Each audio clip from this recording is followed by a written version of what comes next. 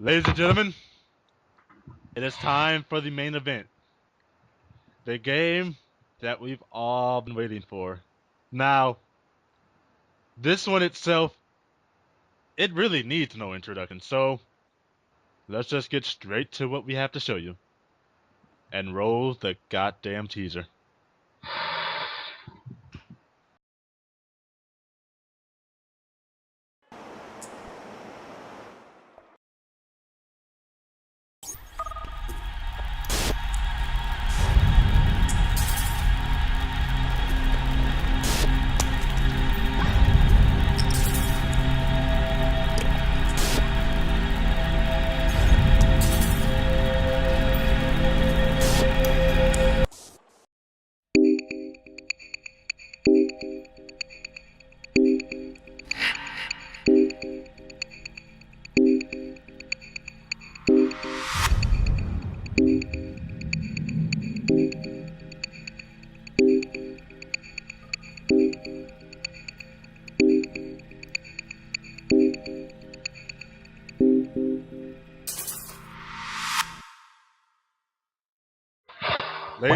Ladies and gentlemen, if you looked up definition of cock tease in a dictionary, it would be this trailer.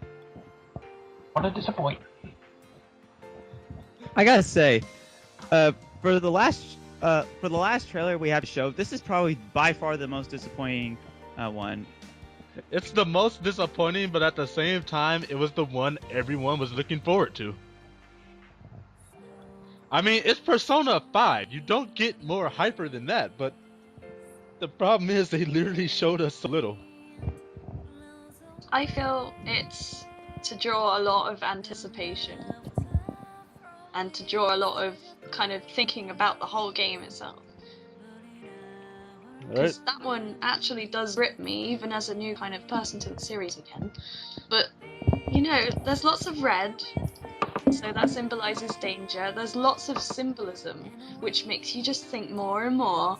And the ticker in the background symbolises time is short. Yeah. And one chair after another gets a ball and chain, which means slavery. And of course, there were 5 chairs, this being the 5th entry in the series. There's a lot to think about there.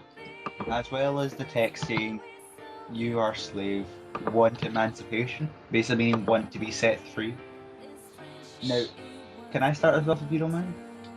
Alright, before you do, since we don't have really anything to go on in the trailer, all this is just our expectations for the game. So, Reese, continue. Me personally, it's disappointment in a way, but I don't really care what the trailer says. There's a trailer for it, Persona 5 is coming, I'm just happy.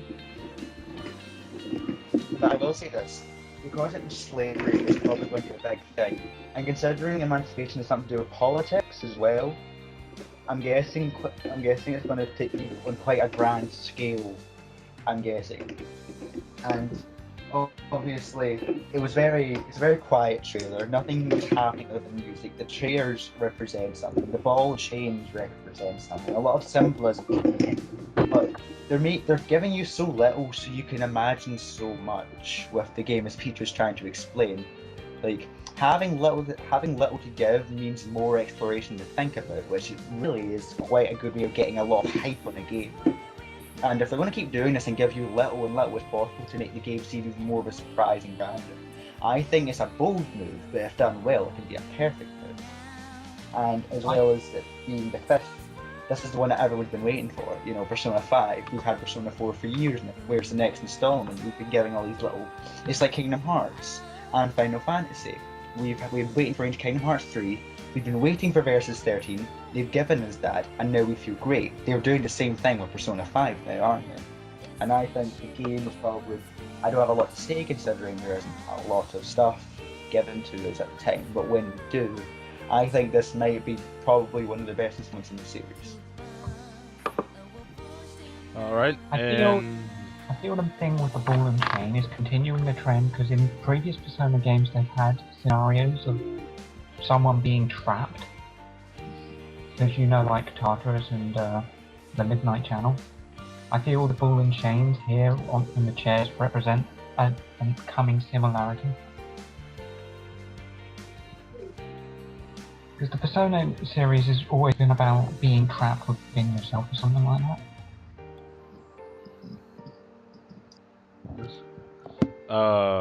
Clyde, let's go with you. What's there to say about this trailer?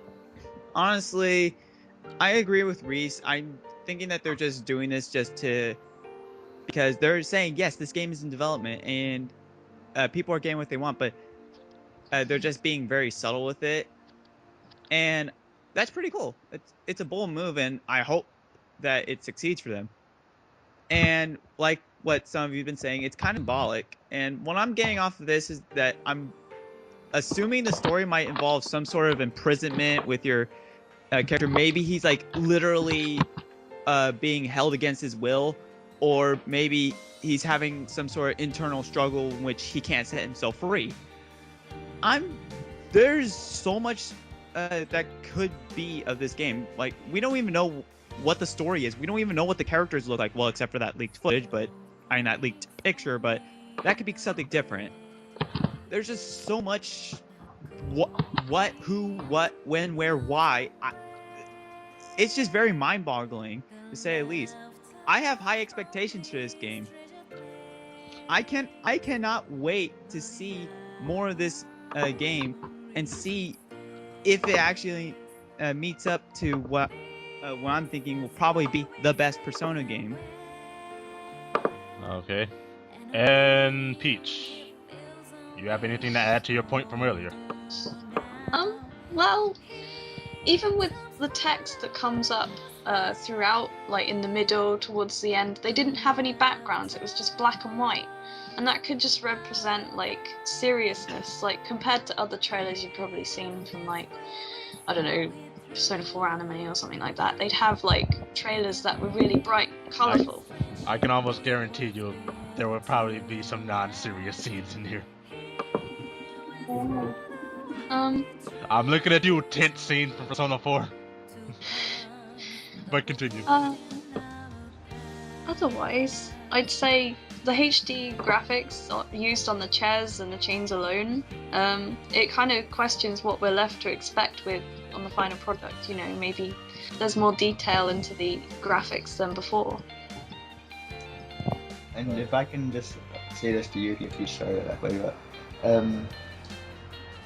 each Persona game is always a fresh page, completely new, not meant to be related to the other. This also means that this gives you, as well as us, a fair game in trying to understand what's going on in the game, which doesn't, like, obviously, judging from how you felt, we all understood what the last 3 other trailers were meaning, what was involved in them. We were all familiar with it, but you weren't. So this makes it equal for all of us to try and understand how this game is. So we're all new to this, like the same as you. And on to my thoughts. Now, I pretty much share my thoughts with what everyone said. I'm happy to know that the game exists. I'm upset that I don't know what's going to be going down. But really, all I have to say with this, Atlas, they've done good by me on this teaser.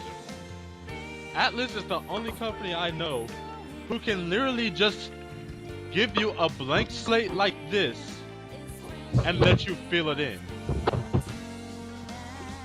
Most companies will at least like give you something to go off of, a small hint, but Atlas literally just said, you get this, that's all you're working with. And I like that. Not many companies can get away with just letting everyone else filling in the blanks of the game for themselves.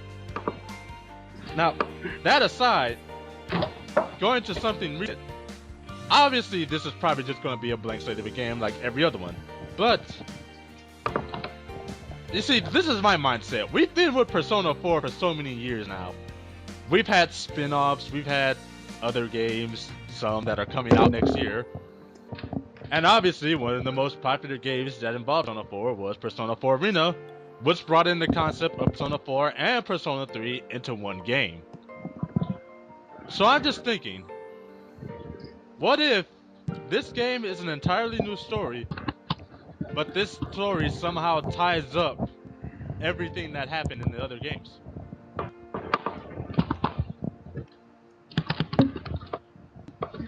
Sonic, what about you? I'm not really sure. I'm kind of not as experienced as say Shade or Vince. But I kind of would expect it to like. In fact, I'm not really sure how to word this. Well, let's just put it this way. Obviously, we don't have much to go off of the game, but I'm pretty sure this is a solid buy for anyone who can get it. In fact, I'm pretty sure this is gonna sell more PS3s than any other game out there. Actually, speaking of the PS2, that brings up a couple of other things that came into my mind when I first watched the trailer. One of them actually involves the game itself. We have seen pictures of this game leaked online. They're characters from the games, which probably knowing Atlas, there probably won't be. But anyways, as far as after seeing the trailer, I'm kind of wondering why they would stick to the PS3, especially since it's getting a 2014 release, possibly a 2015. If US is lucky or UK is lucky, because Sega has been hesitant with RPGs, but it just makes me wonder why the PS3, because the PS4 is already out, and I'm pretty sure by the time this game comes out, there will be cheaper options for the PS4. So why? If I had to guess, I would say this. I was pretty shocked when we came after coming this. We've already seen a new console launch. We have the next generation here already. We have 3 new consoles, 3 new different powers. But I was shocked if we were gonna end the last generation without hearing anything from Atlas except spin-offs. Which, So if anyone who's an avid Persona fan will know, Persona 3 and Persona 4 came in the end of the PS2's own lifetime, so it's almost honourable, if not obvious, that they would make Persona 5, dare I say, the last PlayStation 3 game. I'm gonna say this. Atlas was probably in the mindset that if we're gonna end off a generation, we're gonna end off a generation strong. If this is not the last PS3 game, then I'm guessing this will be the last game we will ever see for the last generation. At least made by Atlas. Yeah, but again, as I've had this mentality for a while, I hope that Sega knows that Atlas is only strong. At least Sega of America knows that Atlas is only strong from its RPGs and doesn't pull a fucking Microsoft move. They won't. Sega can respect Atlas enough, because looking at this trailer, you really think Sega would let this by if they had their way, really? Sega of Japan, yes. Sega of America is very questionable. Dude, if Sega of America got to make this trailer, there would be flashy shit all over the place. Clyde, it was literally translated. But Touche. anyway, well, to end this off,